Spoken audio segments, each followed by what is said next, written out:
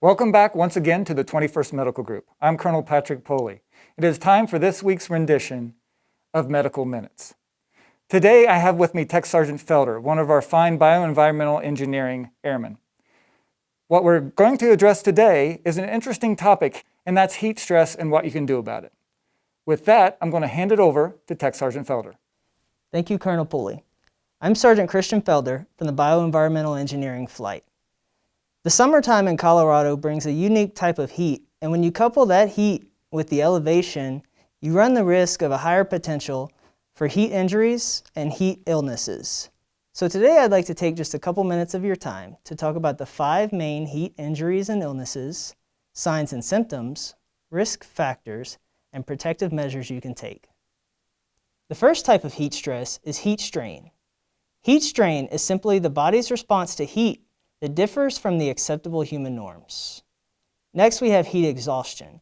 This occurs when the body's core temperature is between 101 and 104 degrees Fahrenheit, causing the body to collapse.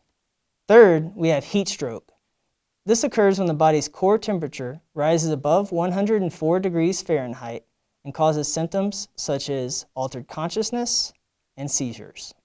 The next type of heat stress is exercise-associated collapse.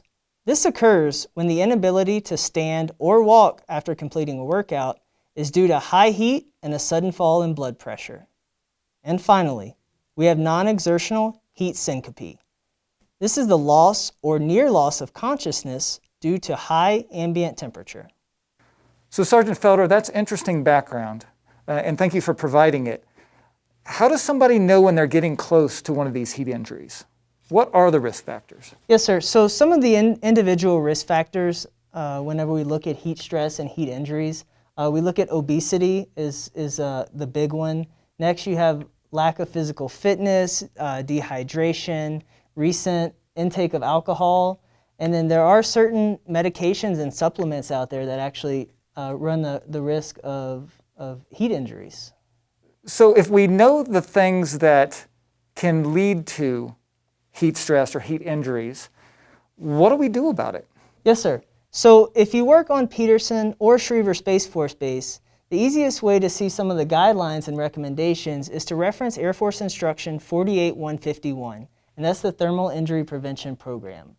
Additionally, if you yourself or someone around you starts experiencing some of those symptoms that we talked about earlier, the biggest piece of advice is to move either yourself or that individual to a shaded area or inside an air-conditioned building, and then start hydrating with either water or a sports drink that contains some electrolytes.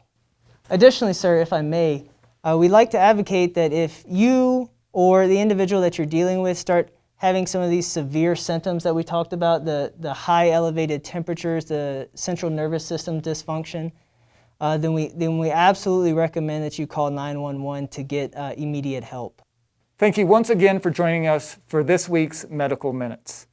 We hope you will join us in the future, and we sincerely hope that this information has been valuable and helpful to you. Please be safe and stay well.